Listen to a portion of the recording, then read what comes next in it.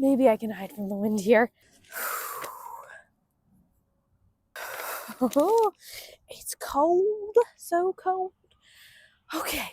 Hey y'all, my name is Brooke Jones from Large Family Homestead, and I have been a certified Texas Master Gardener since I was 18. And I wanted to make this video for you all to help you prepare for gardening this year. Whether that means you do what we do and you garden every year, and this is just another year of gardening for you, or maybe you took some time off of gardening and you're finally coming back, or maybe you're brand new to gardening. No matter what, this video is going to be for you. I'm going to go over everything. And while we are from Texas and we are from a warm climate, this video is not specific to any climate. This is going to be helpful to you no matter where you live, whether it's up north, down south, east, west, doesn't matter what zone you're in. This video is going to be helpful for you. First, I want to reflect back a little bit on our 2024 gardening year. And for those of you that have been following us through 2024, or even if you jumped in the middle of 2024, you've probably seen a lot of our success, because I shared a lot of what we're harvesting from our garden, and I shared a lot about our successes. And I would have to say that 2024 was definitely our best gardening year yet. We had so much success with 2024. We harvested so many pounds of organic produce. We've harvested so much. We've never harvested that much before in a year. And I finally had a successful pepper year. I have never been able to get peppers to grow. We had so much lettuce. I normally can't get lettuce to grow for very long. I got it to grow longer than ever. We had so many root crops. This was the first time I actually even did root crops, and I had success with that as well. We have asparagus in the ground, which we may be harvesting a little bit in the spring of 2025, maybe in a couple months. We'll have to see what it looks like. But we also had a lot of struggles, and you were also around for some of the struggles as well if you were following us. I shared that we could not get our tomatoes and peppers to fruit until like July. We were getting the tomatoes to fruit some, and the peppers were fruiting some, but they were very, very small. And I shared our challenges with that, and I did not realize until at that point that it had been a malnutrition issue with our tomatoes and peppers in our soil, because we had floods in the spring that had washed all the nutrients out of the soil, and I did not realize that until into the summer of 2024. Another big thing that we also struggled with was the management. We expanded on our garden so much in 2024, and I don't think that we were ready for kind of the management of that. We always have been able to manage smaller plots very, very well. And I think that our setup was good for managing small plots, but with this large plot, I could see that there was definitely some management issues. Things that needed water didn't sometimes always get water or enough water of what they needed. Sometimes certain spots would go unweeded for weeks or months at a time. And this did cause some plant losses during 2025. And this is something I definitely want to look at and fix for the 2025 gardening season. So I think that every year, no matter what, you're going to have struggles. And I think that you're not always going to be able to get every crop to grow perfectly every single year. Like, I've always been able to get zucchini to grow.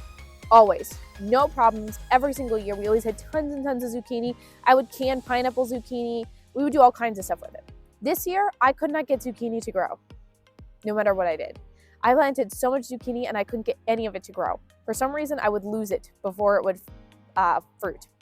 So that's what I'm saying, though, is like, it doesn't matter how much experience you have or how much you think you know about a plant, you're always going to struggle. In my opinion, and in my cases, and with the people that I've talked to. Now let's get into some of the things that you can do to help yourself prepare for the 2025 gardening season. First, and this is a big one, and this is one that we did mostly last year, which is evaluate your garden space.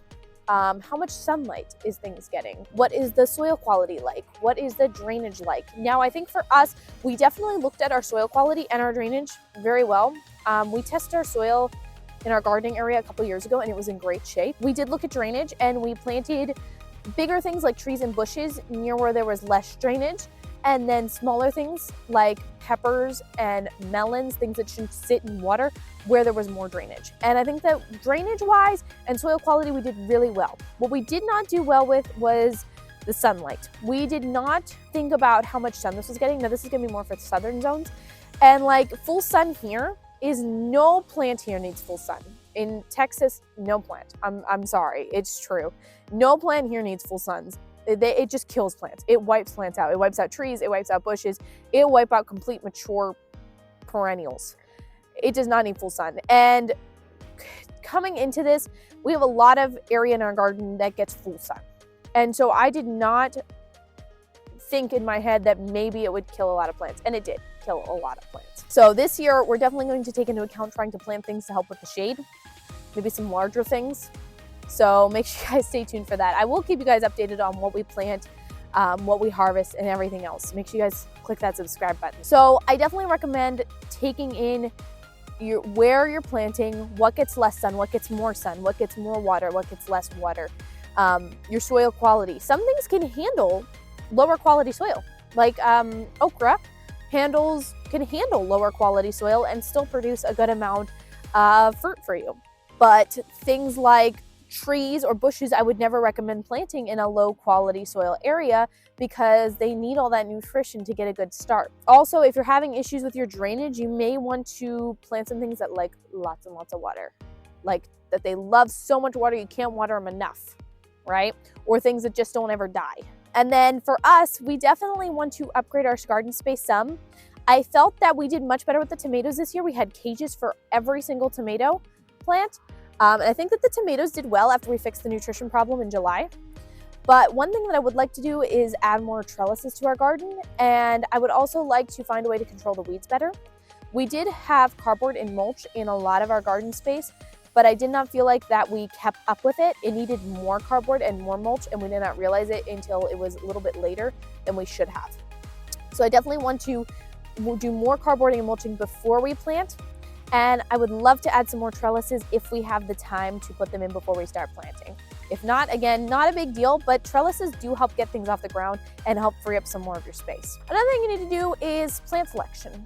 And this is another good one to talk about because you not only want to pick plants that are good for your climate and good for your zone, but you also want to pick plants based on your garden goals. Is your goal to grow all of your own food? Well, then maybe consider planting less flowers and more vegetables. Or maybe you just want to attract and feed pollinators, then maybe you should plant more flowers and less vegetables. So for us, our goal is to grow our own food. Now, do I cut flowers out completely? No, never. And the reason is that you can't really have good vegetables without good pollination. And to get good pollination, you need bugs. You need bees, you need butterflies, you need wasps, you need things that are attracted to your garden. So I do still plant some flowers, and if you guys want to know what we're going to plant this year, stay tuned. But my two top choices so far have been marigolds and zinnias, because marigolds have other benefits besides attracting pollinators. They also keep away a lot of pests. And zinnias have been super easy to grow in our climate and attract so many pollinators. So those are my two top choices, but I may be planting some more this year. We'll have to see. Keep in mind that you want to factor in your climate and zone. So if you want to grow citrus, but you live in zone 5, make sure you take that into account before you go planting a citrus tree in the ground. Now, don't get me wrong, there are some cold hardy citrus trees, and you may be able to find something that you can grow in your zone, even if you are in a colder zone. But just keep that in mind when you're thinking about your garden goals. Also consider your climate and zone. And if you want to know what gardening zone you're in, I'll leave a link down below for you guys to get the USDA website, and then you should be able to just put your zip code in and it'll give you what zone you're in. So like I said, our goal is to grow our own food. So we grow tons and tons of vegetables. We grow tomatoes, peppers, lettuce, zucchini, different types of squashes, pumpkins, watermelon. We have different fruit trees on our property. We have different berry bushes on our property. We put asparagus in last year. I'd love to add strawberries into the mix. We'll have to see how that works out. So far, we haven't had the best of luck with strawberries, and I think it's just because of our warm climate. Sometimes they're not happy with the summer heat, but that is something I would love to add. I've gotten lots and lots of different recommendations from viewers, so we'll have to see what I add this year. I have so many different ideas. Another thing I want to add is loofah. Now that I have all these loofah seeds, I definitely want to add some loofah to our garden this year, grow some of our own sponges. That is another reason why I would like to get some more trellises in the garden, because I'd like to put loofah on a trellis, as well as I'd like to put some more squash on a trellis instead of letting it lay on the ground, because a lot of our squash did develop mold early into the growing season, and I think it was because it was laying on the ground. So some good beginner-friendly crops, if you're new and looking to just get into this, I would say start with some basic stuff. So radishes, I always recommend letting kids plant them. They're so easy. So radishes by seed are so easy to grow. I think lettuce is easy to grow. Cucumbers are easy to grow. Tomatoes are easy to grow. I even think peppers are easy to grow. For some reason, I had trouble with them, but everyone else thinks that they're easy to grow, so I would say go for it. Honestly, I had no problems growing turnips and beets as well. They were super, super easy for me. Peas, beans, like green beans, they're super easy to grow. And then if you want to get some perennials in there, you could get some bushes. Just make sure you keep taking good care of them, especially in their first year. And then if you're a seasoned gardener, maybe you want to try some more advanced stuff, right? So loofah is definitely something that I'm excited to try. Kuka melons would be something that I would love to try. We did have that weird thing growing up in our compost this year. I don't know if you all seen that. That was a viral video on our channel this year, mostly because I called them kuka melons and they weren't. They are actually sandbar cucumbers. And by the way, I will be planting them again this year because I want to see if the seed grows the same thing. Some other things I'm going to be trying are moringa, which can only be done outside in warm climates, just to keep that in mind.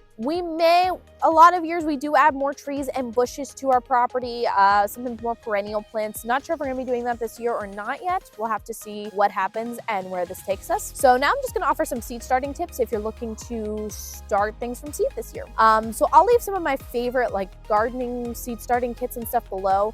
One specifically I like is GrowFriend. It literally comes with everything you need. Now this video is not sponsored by them. We have been sponsored in the past by them, but this video specifically is not sponsored by them. So the GrowFriend kit, seed starting kit, literally comes with everything you need. It has a heat mat, it's got a grow light, it's got a seed starting tray, it's got the tray that goes underneath the seed starting tray to catch all the water, it's got gnat traps, the tools, the soil meter, everything. So if you're brand new, that might be worth investing in. Honestly, I would have bought it sooner if I had known about it. It was so easy, it literally had everything. So that's something I'd recommend checking out if you're brand new, you don't have any supplies yet. That might be a great way to start. As far as when to start seeds, it's really going to depend on your climate. For us, we're really going to be starting seeds here in just a couple of weeks. We're going to be starting some of our warm season crops inside because we are in zone 8, and in zone 8 we start putting things out like tomatoes and peppers in mid-March. So one of the biggest mistakes that I see new gardeners get into is they start seeds without the proper equipment. And like I said, if you're new, I really recommend a GrowFriend. But a couple things if you decide to just buy all the equipment separately is I highly recommend you have a seed starting tray with a tray underneath to catch the water, grow lights, and heat mats. I think that all of these things are very important. Even if you're starting your seeds in a climate controlled area, I have found that it's still not warm enough to sprout those seeds. And I've heard other people say the same. So I would definitely recommend having those things to start your seeds in this year. We're definitely going to be making some major changes to our seed starting set for 2025. I am going to definitely have more heat mats in the mix. I've already bought some. I have more grow lights in the mix. Already got some more of those. I got more seed starting trays. We have plenty of seed starting trays, but I got some more. And I would like to set ourselves up on like a rack or something instead of just piling all of our seed starting trays on the tables like we've done before. So I will try and make a video on that for y'all too if I can. We'll have to see again where everything takes us, but make sure you stay tuned because I will definitely keep you updated on what we're planting and when we're planting it. And this is another one that I see a lot of people miss is that right around this time you should be checking your gardening tools and equipment for wear and tear. Your gloves, your shovels, your trowels, your rakes, your hoses, everything. Make sure that everything is in good shape. Now I'm going to leave some of my favorite tools linked down below, my favorite pieces of equipment. If you guys need anything, it would mean a lot to me if you guys used our links to buy stuff. We get a little bit of affiliate commission at no extra cost to you, and that helps support our channel.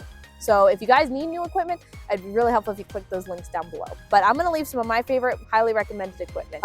So if you're looking for maybe something, you have a little bit of money in your budget, you wanna grab some things that'll maybe make it easier for you in 2024, I recommend, if you don't have one already, a gardening stool and kneeler. Now I have one that is both. It's like a 3-in-1. It's a stool that you can stand on, it's a stool you can sit on, and it's a kneeler. Again, I will leave a link down below. I love it. I think it saves your back and knees so much. Now, if you're just looking for a garden kneeler, I also have one of those.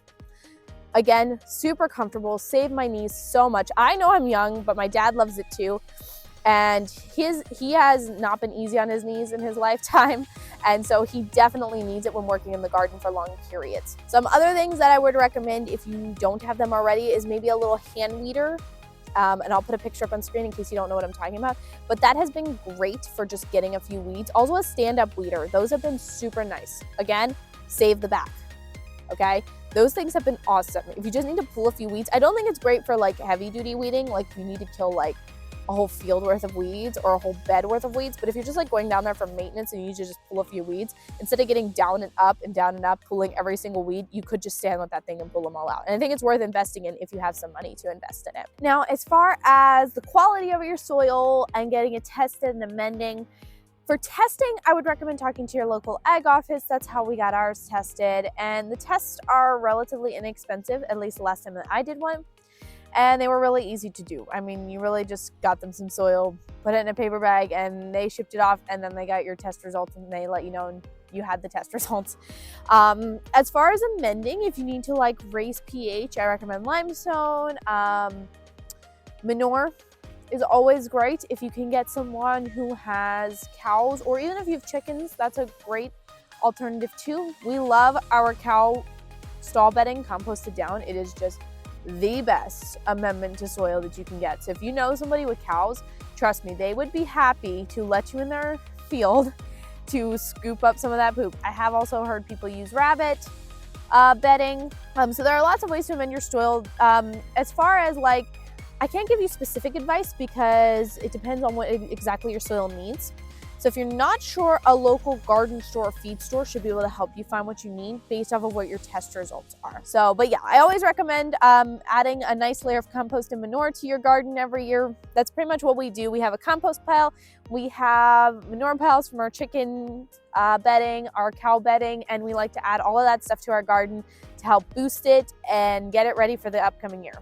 So I highly encourage you to set a routine where like, okay, every day at this time, I'm gonna go walk around the garden and just check everything. I know a lot of people that do it right away in the morning. This is something that we definitely need to work on for our family, is we need to have better routine, which we're hoping to get better into in 2025. So as far as common gardening mistakes, I think a lot of people don't know whether they're underwatering or overwatering plants, and this is something we definitely would look at. And really, it's hard because a lot of the signs are the same. And if you guys want, I can do a more in-depth video on this. But really, it's just you need to think about like, how much have I watered this plant? And then you should be able to determine if it was overwatering or underwatering was the cause. Like, oh, I've been watering this plant every day, but now it looks like it's dying from underwatering. Well, it may actually be overwatering. Or if you're like, I haven't watered this plant in 2 weeks and it looks like it's dying, well, that's probably underwatering. So those are some common mistakes. Some other ones are not keeping up with the weeding. I know a lot of people don't keep up with the weeding. We don't really even keep up with the weeding that well. It's one place where we lack as well. And I think maybe if you can, getting down some cardboard and some mulch now, or some landscape fabric now, would really help you. If you can find time to do that now while you're not planting in your garden, now's a great time to do it, especially while everything is brown and dyed back. It's going to be so much easier than when everything starts coming out. I want to share a couple of like time saving and energy saving tips. So one thing is, and this is going to be more specifically to southern or warm climate gardeners, and that is, I know some people that actually care for their gardens at night because the heat of the day wears them out so much. And this is something that I tend to do actually a lot, except I don't do it actually at night. I'll do it at like dawn and dusk when it's starting to cool off, or it's still cool in the morning. I don't like to work in the garden at night. That's just a personal preference, but I know a lot of people that do. Now, I don't recommend watering at night because I think that it leaves a lot of room for fungus and stuff to grow because it's sitting on the leaves all night. But you can weed at night. You can even plant at night, as long as when you water it in, you don't get the leaves wet. So there's a lot of gardening tests that you can do at night to help you get away from the heat of the day, if that's what you need to do. And then this is also great for people who work all day, because you're not, well, unless you have a third, unless you do work at night, you're not working at night. So this might be a better time for you to actually work in your garden. Now, for those of you up north, you probably don't want to work at night, as it probably gets very cold up there. As far as time-saving tips, again, I would just have that routine and have specific time slots to work on things. And honestly, I do recommend at least checking on your garden once a day and making sure that everything's in shape. And then you can take note of, okay, this bed needs weeded. When can I weed this bed? Or these plants need watered. When can I turn on the sprinkler? When can I bring a hose down here to water these plants? So I think that that's important to walk down your garden every day. Routine is really the best way to save your time. So if you guys want to succeed in 2025, on top of all the other stuff that we've discussed, One major thing is set realistic goals for your garden this year. And to help you set realistic goals, I would really recommend that you sketch out your gardening space and determine what you can plant in that space. Again, this goes back to your planting goals. What do you hope to achieve by gardening, right? Do you just hope to have one little garden bed just, to help relieve anxiety after a hard day's work, right? Are you hoping to grow all of your own food? So for a newbie, if you're hoping to grow all of your own food, maybe don't try growing all of your food your first time gardening. I know what that sounds like. I know you're so excited, but maybe not the first year. Try to grow all of your own food, as it can get overwhelming very, very quickly. For seasoned gardeners, you guys probably mostly know what a realistic expectation looks like, but we still can get carried away as well and way overplan and plant and we want to plant all of these different crops, but we can't actually manage them all. So make sure that when you're setting your goals and you're planning out your garden for 2025, that you're setting realistic expectations and goals for your garden. And another thing that I recommend doing, even though this is something I am also horrible at, is keeping a garden journal or calendar or both to help you keep track of your successes and failures. Like, here's an example. I plant tomatoes. Let's say I plant tomatoes, right? I plant them in late February. They die from frost. Well, I can mark that in my journal and know not to plant them in late February next year. Or if I plant them in mid-March, which is when you should plant them in zone 8, and they succeed very well, then I need to mark that down in my journal and say, okay, I planted them on mid-March or this day in March, and it worked. They did not die from frost. Then I know, okay, next year I need to plant them around the same time.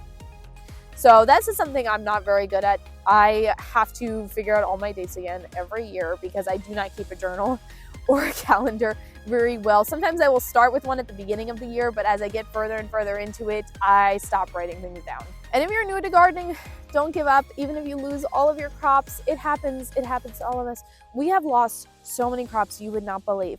We have so much trouble with things like potatoes. I don't think that we've had one successful year with potatoes. Honestly, we get potatoes, we do. Let me think. The first year, our potatoes were wiped out by rot. The second year, our potatoes were wiped out by potato beetles. The third year, we did get potatoes, but it was a very small and not super successful crop. We got back what we planted, which wasn't what I was hoping. I was hoping that we would at least get back way more than what we planted. Like pound-wise, we got as many pounds as we actually planted. So, and we're gonna plant potatoes again this year because that's what we do. We don't give up. We're gonna keep trying. You guys are always gonna lose crops. You're hopefully going to succeed with some crops. But I wanna just encourage you to stay inspired. And I hope that our videos do that for you. I hope that our videos inspire you to garden. Maybe our videos have inspired you to garden and that's why you want to plant something in 2025. So some tips for inspiration would definitely be watch some other gardeners that inspire you. Personally, one of the ways that I get inspired to garden is I like to watch garden harvests. So, and that's something that we actually do here on our channel is I post a lot of garden harvests, but I also watch garden harvests from other channels. And that's how I actually got inspired to start posting my own. And I think it's a great way to inspire people because it's like, this is a real person who can achieve this. And it's something that you can achieve too. So I would love to hear what you're most excited about for gardening in 2025. Leave a comment below. You can even let us know where you're from if you want. I can't wait to hear what y'all are planting and what y'all are growing in 2025. And I hope that you all have an awesome, successful year. Please like and share this video out if you get the chance. And don't forget to subscribe. See y'all soon. Bye.